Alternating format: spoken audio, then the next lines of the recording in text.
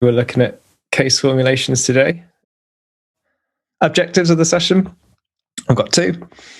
So wherever we're all currently at with the idea of case formulations and how we use them in our practice, I hope to sort of build from that place. And so you leave with a bit of a clearer understanding of what case formulations are and how you might use them. And second, I want us to give it a go. So to have a practice with how we might formulate a particular client issue, and I'll guide us through that. So if you've got pen and paper with you today, that'll be helpful for that. So what is a case formulation? I've gone through the main, how should I put it? Some of the most famous books on case formulations in psychotherapy and pulled out their definitions. So see what we're working with. And so in this book, the person defined a case formulation as a process for developing a hypothesis about and a plan to address the causes, precipitants, but by that they mean triggers, and maintaining influences of a person's psychological, interpersonal, and behavioral problems in the context of that individual's culture and environment. It's a nice long sentence. I'll sum all these up at the end. Someone else says it's a hypothesis about the nature of psychological difficulties underlying the problems on the patient's problem list. And it's the therapist's compass. It guides the treatment. It provides the basis for the treatment plan. This person says it's an approach to assessment and treatment that allows clinicians to choose from available psychological theories and empirically supported treatments when they attempt to understand patients' problems and to individualize treatment to resolve them. And this is my favorite, so I left it till last. A process whereby the therapist and the client work collaboratively, first to describe and then to explain the issues a client presents in therapy. Its primary function is to guide therapy in order to relieve client distress and build client resilience. So the whole reason we're there with our clients is to help relieve their distress and perhaps build their resilience, as these people suggest. And the case formulation helps us to do that by building a shared understanding of the person's problems, so a description of them, and then as we dig deeper, we might come to explain the problem as well as describe it. So out of all those definitions, I've pulled out what I perceive to be the kind of the four key points. So firstly, what you do in a case formulation is help define a client's issues. It's generally kind of the first things you talk about after you go through the contracting process of a client. So what are you here for? What's going on for you? In what ways are you suffering that you would like to be different?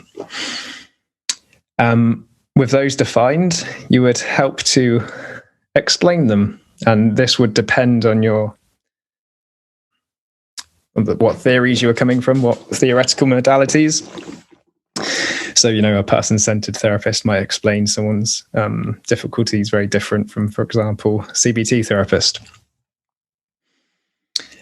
You might want to define outcomes, or you could call them goals. So you might have described the way in which the client is suffering, but you and your client might like to paint a picture of, okay, well, that's what's happening now, but there are many ways in which it could be different. How would you like this to be different for you? If you woke up and this was no longer an issue for you anymore, how would you know? How would your day look different? What would be different about your life if you got everything you wanted from this therapeutic process? And so I guess if point A is where we're at and point B is where we want to go, the planning of the treatment would be, the interventions, the change processes we would employ to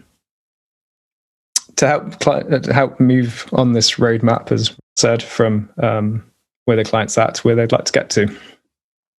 So that's what a case formulation is and what it's designed to do. What I'm going to do now is explain what a case formulation is not, to some degree, because there are some very similar concepts out there.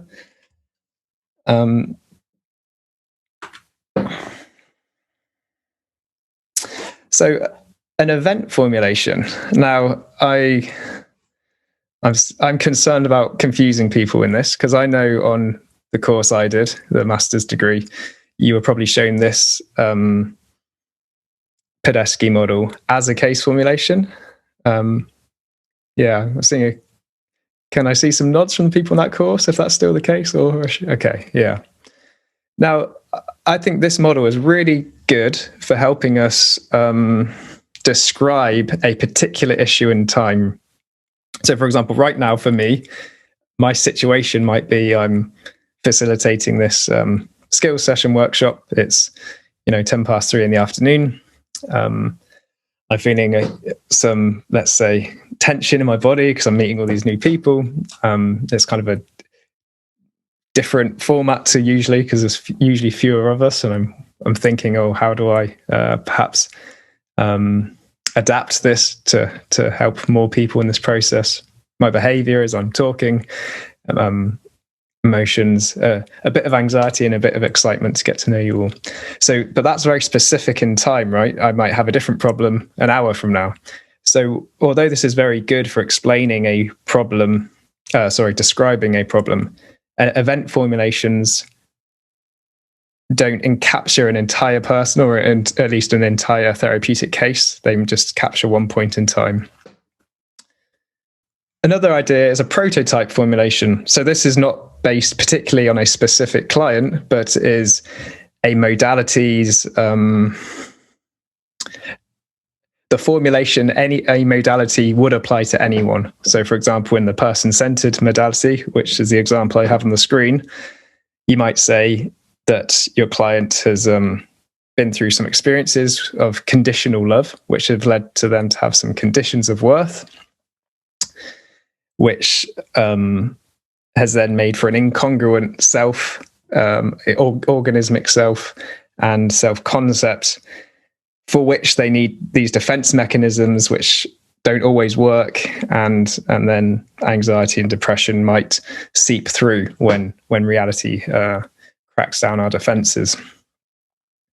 But that's not specific to any one client. That could be a formulation for the modality of, say, the person-centered approach.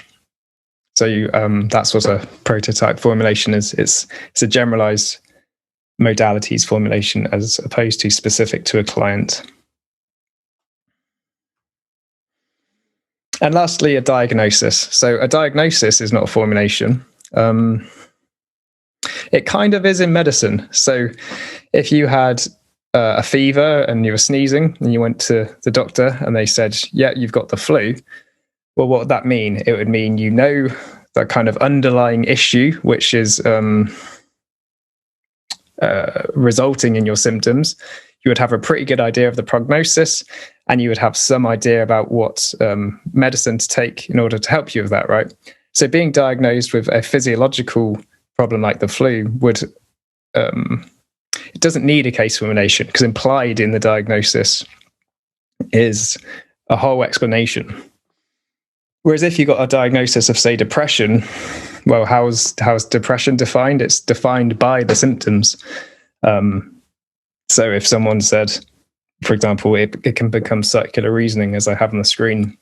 So why do I feel down and lethargic? Because you have depression. Well, what's depression? Well, feeling down and lethargic. So it doesn't really explain much, right? And that's why one reason a case formulation can be very helpful. So that's what a case formulation is and is not. I'd love to hear a bit from anyone willing to share why they think this might be useful, helpful, or important, or not in psychotherapy, for us to describe and explain our clients' problems with them. Here are some ideas I've got from either myself or what I've pulled from other resources. So we've covered a lot of it. It gives us a shared understanding, a shared vision. So you're singing from the same hymn sheet. And this can foster empathy, right? If you and your client have got an understanding of a description of all their issues, and you're working together on explaining them, it shows that you want to understand, and to the degree to which you do understand, it helps foster that empathic process. It can be containing for the client. It makes them feel like it's not just, you're not just in the wilderness exploring anywhere, but you have a sort of purpose in what you're doing. And yeah, providing a map of treatment can help you stay on track one session to the next. So even if new issues and new experiences in the client's life are being brought up each week, you can always route it back to the reason you're there together. It perhaps highlights what hasn't been shared or understood yet. If you've perhaps if you have a written formulation and it's down on paper and the client's looking at it, they might be able to say, well, actually, we haven't covered this, this, and this yet, and I'd like to go into that. And so, yeah, it might alert you to a change in direction. And it allows you perhaps to monitor progress. If you know what you're aiming at, you're able to better understand whether you're working towards that or not.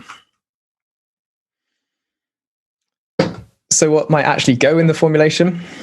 Again, I'm going to just draw what other people have said. There's actually quite a good consensus on this. I found there's one or two differences from different theorists. But this person, Tracy Eales, says you create a list of their issues, you diagnose them. This person's a clinical psychologist, American, so more into the diagnoses. And then importantly, you explain them. You create a hypothesis for why the issues are there. That harks back to what I was saying about comparing it to, say, the flu, which is already built into the diagnosis, the explanation. And then you'd plan treatment. This cognitive therapist says a similar thing. You make a problem list. You propose a mechanism or a hypothesis for why the problems are there. You account for how those mechanisms produce the problems. You perhaps look at triggers in the person's life for when these mechanisms trigger suffering. You might look at the origins of these mechanisms in the person's history, perhaps in childhood or later. And you might address any obstacles to treatment. So they put one or two more things in there. Similar ideas from this person. You define symptoms and problems. You hypothesize the internal mechanisms that explain the person's problems. You develop treatment goals. You select interventions that target the mechanisms to help them towards their goals, and you monitor the progress. And I like this model. This came from a course, an online course I did in psychotherapy theory. And so, yeah, you first address the problem. So this spiraling in cloud down here in this model would be the person suffering, what might bring them to therapy. This red scar around their heart might be the mechanism that's triggering this suffering. Well, not triggering, rather producing this suffering. So this might be a trigger in the person's life. Perhaps they're being told off by their boss or something, and it's triggering this red scar, causing suffering. But this red scar might have come from somewhere in their history, perhaps in this situation with maybe a relationship with their father or something. But it's what this highlights is that this relationship with the father is not, although it might be the root of the issue, it's wrong to say it's the cause of the issue. The cause is this red scar that we're still carrying around with us, right? And so that's the target of the therapy, or the mechanism. And then this arrow going upwards would be to help the person grow. But there's an obstacle to this growth, which is this red scar, which would be the target of our therapy.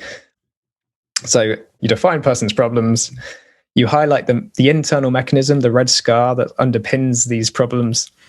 You perhaps want to look at the origin of the problem. That can help people understand why they feel the way they do. And then you address what change problems you need to either heal this scar or reduce these obstacles to help the person grow.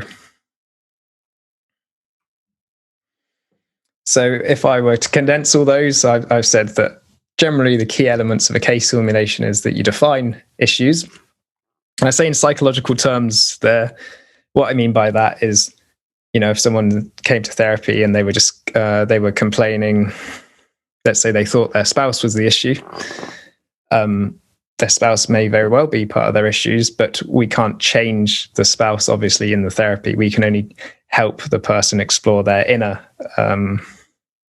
what's happening in their inner life and their behavior. So in psychological terms, that's where the Podesky 5 aspect model would come in handy. So, thoughts, feelings, sensations, motives and urges, all the internal part of our life. So then we define our outcomes or goals, and again, explain issues by way of the internal mechanisms or the red scar. And then we decide on the change processes we might use to address these mechanisms. Okay, so this slide is what I meant by defining issues in psychological terms. So rather than defining our problems externally or ways that can't be solved, like blaming it on the past, we look at what's happening in you as this symptom or issue is arising internally. So what thoughts are happening for you, what emotions, what feelings, what motives, what urges, what inner conflicts. So I've mentioned internal mechanisms a lot, and that's, again, I'm aware that's a very abstract thing to say. So I'm just going to take you through some of the theories, at least that I did on the master's course, and explain some of those internal mechanisms so you know more precisely what I mean by that. So in person-centered theory, a condition of worth might be a mechanism that's underlying someone's suffering. You could conceive someone's incongruent self-concept as being a mechanism that underpins their suffering. If their true self isn't being allowed through because they're having to act on this false self because of their conditions of worth. And then all the defenses we might use to maintain that false self or that self-concept, the way in which we deny or distort our awareness to maintain our self-concept could also be a mechanism, which moves quite well onto cognitive theory. So cognitive distortions, they could be a mechanism underpinning our suffering, or our core beliefs and schemas are a mechanism, and our rules or assumptions. In behavioral therapy, you've got conditioning and reinforcements and punishments that can be the mechanisms that underpin our suffering. And in attachment theory, we would talk about internal working models, so that our sort of unconscious way we see ourselves and others might underpin our suffering. I'm going to run through the same thing with what I mean by change processes.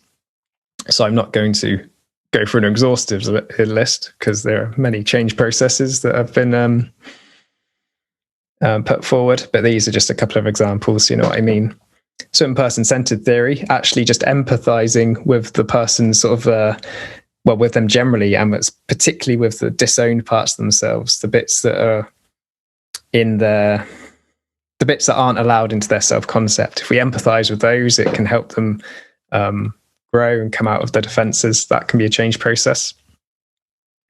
Challenging thoughts and beliefs in cognitive therapy is considered a change process, and just raising awareness to the thoughts in general. In behavior therapy, you might use some exposure, exposing a person to their fears. That might be a change process. And in attachment theory, by providing a secure base, and perhaps with some clients maintaining strong boundaries itself might be a change process if that's not something they've had in their life before. I'm going to provide an example now of one client issue. So this isn't an entire case formulation, because I think that'd be too big for this 1 hour workshop. Let's go through these 4 aspects of a case formulation then. So let's say one client's issue is procrastination. And so this is one way, by going through that 5 aspects of situation, thoughts, sensations, emotions, behaviors. That's one way in which you can help a client describe their terms in psychological terms. Obviously, you'd listen and you'd give them space and time perhaps to help them describe it in any way they'd like to. But if any of these might be missing, you might then, once after empathizing, help them draw out the bits they're perhaps not so aware of.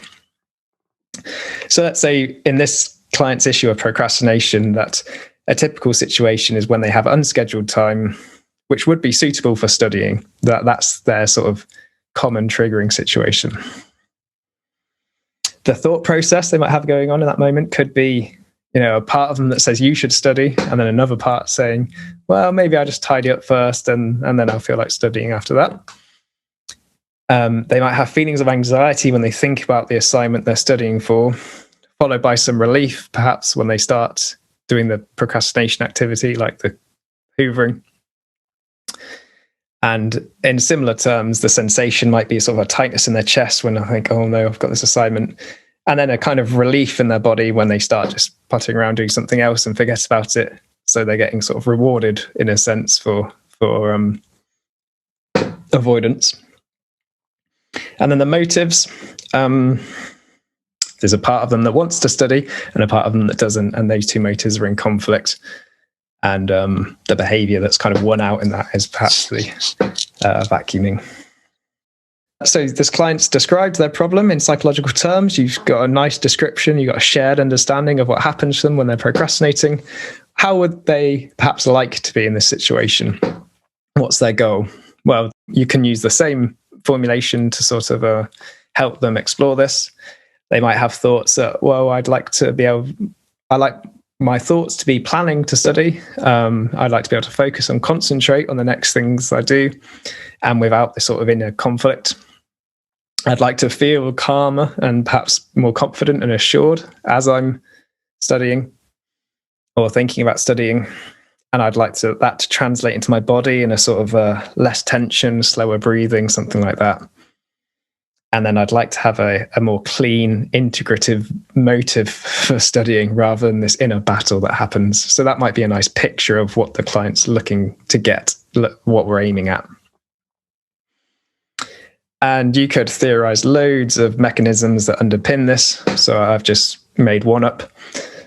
So an assumption or a condition of worth might be something like, well, if I don't perform well, I'll be a worthless, no good failure. So that's why it's so scary to approach the studying, even if they want to, because to risk doing something risks failure. It might be one mechanism, which is a belief or assumption underpinning the procrastination. From a more parts perspective, they might have one inner part that's like this tyrant that's treating them perhaps quite assertively and harshly to reach these high standards. And then the other part of them might be a more scared child part that fears the failure and who wants to run away. And so these two parts at play might be a mechanism underpinning the procrastination. What about change processes then? So consistent empathy and unconditional positive regard might implicitly challenge the condition of worth I had on the other screen. That could be a change process. So when we really give space to and listen to the fear of failure and perhaps experiences in life when they've experienced that failure, that might be a soothing process to learn that just because I felt that way doesn't mean I'm unworthy. And if we perhaps helped the client build a third part that wasn't a sort of tyrant, but a more encouraging, supportive part that they could draw upon and support their inner child, that might be a process to helping them with this. I'm going to invite us all now to get our pen and papers out so we can just have a go at this ourselves. I'm not going to ask any of you to share what you do with anyone else, so feel free to be as open with the client you're writing about as you'd like to be. But I will welcome it. So if anyone would like to share what they do later, I'll see. But so we have two options, I guess. We can make a client up, someone, or you can use yourself. But perhaps there's an issue in your own life you could use this process for, or maybe someone that has an issue. So is that okay? So I'll invite you all to perhaps choose a client and choose one of their issues. If you don't have any clients yet, feel free to choose something from yourself or someone in your life. So we'll go through this process of picking a client issue, defining it psychologically, defining a goal, coming up with some explanation via some sense of internal mechanism, and defining a process of change. So the first heading I'd like you to write on your piece of paper is just give this problem. So bring a person to mind with some issue and find a 1 or 2 word title for this problem. So, for example, procrastination. I don't know, it could be social anxiety, just something that just sums up neatly, gives a label to this issue.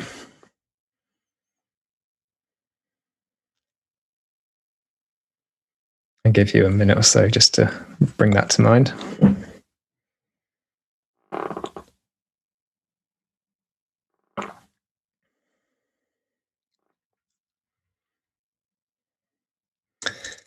And if when you've finished each part of these exercises, if it would help if you could then look at the camera when you're done, so I know who's still going ahead and who's great. So now we're going to define the issue. So I want you to think of a typical situation. It might be a specific situation in which this issue has arisen for your client or yourself. And then we're going to go through these 4 processes. So you'll write down some thoughts your client or yourself has in this situation, or you could even, rather than quoting the thoughts, you could describe the thoughts. So like trouble concentrating, or internal conflict, or self-criticism. So you could either quote the thought, or if it's like an image, you could put mentally rehearsing the situation, something like that. What are the key emotions that happen in this situation? Is it anxiety? Is it depression, frustration, anger? All of the above.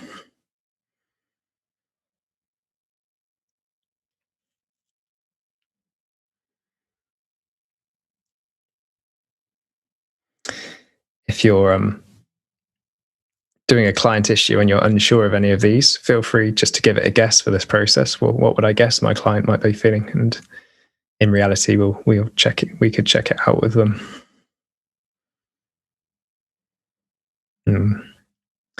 What sensations come along with these emotions? Is it tighter breathing? Is it contracted muscles? Is it a sort of lethargy, tiredness, tight chest, swirling stomach, anything like that?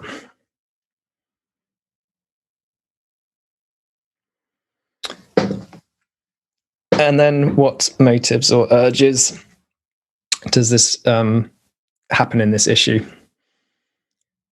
So what does the person want to do? What do they not want to do? What do they feel like doing? What do they not feel like doing? And what perhaps is atypical behavior?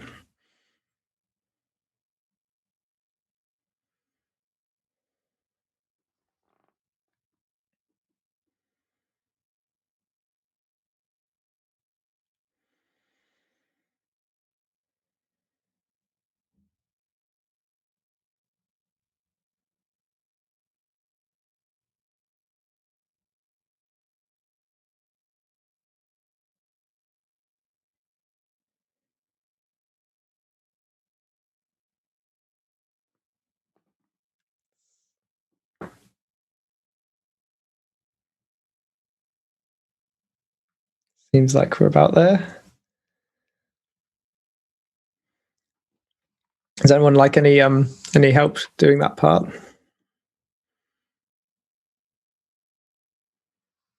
Cool. Okay, well, that's just an example of a thought process. Okay, so the next heading is the outcome. You might define it as a goal, whatever word you prefer, what better means for this person. So again, with your client in this case, you might not actually know how specifically they would like things to be different, but let's guess if we don't, and then in our actual sessions we can check it out with them if it fits. So let's say this situation, the externals are still the same, because we can't always control an environment. We can sometimes, but let's say in this case, the situation's about the same. How would, in an ideal internal way, how would you think your client would like to be different? What would they like to change? So what kind of thoughts would they like in this situation, or would they not like? How would they like to feel emotionally differently? How would those how would they like to feel different in their body? How those emotions translate to feeling better in their body in an ideal situation, in an ideal change process? And what motives or urges, and specifically behaviors, would they like to do in this situation?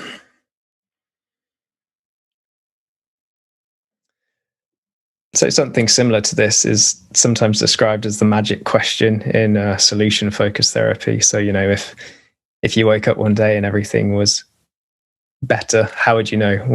What would be different for you? How could you tell? And in this situation, we're specifically looking at the internal tells rather than the external tells. So I'd be thinking this way, I'd be feeling this way, I would want this, I would do this.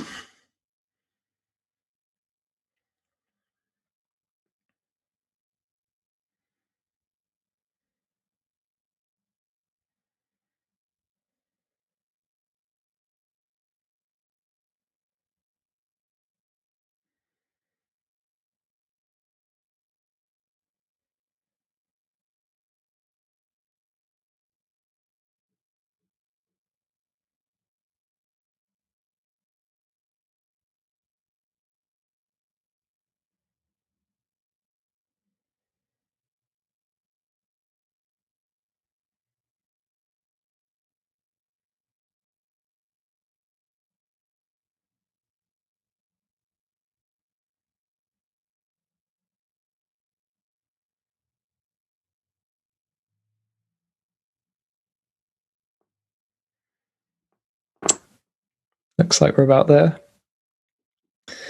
So this next one is probably going to be the trickiest, and it'll be different for each of you depending on what modalities you're studying, about, you're most interested in. But so we now have a title of a problem. We have a good description of this problem in a given concrete situation. We have a description of how we would like things to be differently. What mechanisms might underpin these thoughts, feelings, sensations, urges, behaviors that we would want to target? So, for example, what cognitive distortions might be at play? That could be one. So I just invite you to. There could be lots of ways to theorize this. There might be quite a handful of mechanisms at play. But just for this exercise, let's just think of one that underpins the issue you've written about. So if it's a condition of worth, but by what must the client do or be to be worthy? If it's a core belief, what are they believing about themselves to feel and think the way they do? If it's an internal working model, how are they seeing themselves and how are they seeing others, which makes sense of why they feel the way they do in this situation. So I'll give you a few minutes to think through that, because it's we're going from description to explanation. That can be a bit trickier.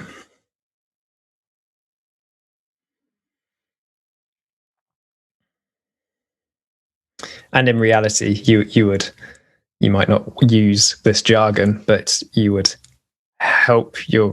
facilitate your client to tell you this through exploration and digging. You wouldn't just sort of think about it in your armchair after the session and assume that's what's happening.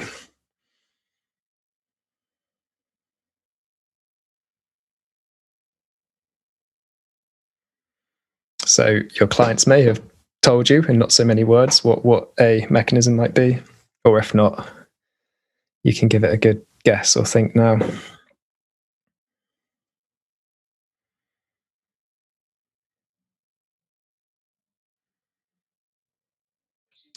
Okay, so we've done the internal mechanism. The last heading, change process. So given the mechanism you've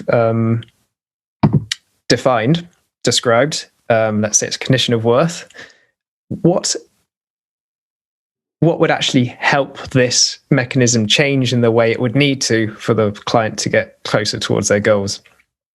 So, person-centered theory, it might be something as, I don't want to use the word simple because it's not easy, but it's as conceptually simple as empathy, right? If we can empathize with the bits that the person's disowned or ashamed of or never had listened to in the past, that itself is the process that might ease away at this condition of worth. If you're coming from a more cognitive approach, maybe helping the client directly raise awareness to the thoughts and challenge these core belief, if that's your mechanism, might be a change process you could employ. So challenging rules and assumptions, beliefs. If it's a fear that the client's concerned about and you feel they've been conditioned into that, you might help them with some exposure, how to build some motivation to face that fear slowly, or maybe with imagery.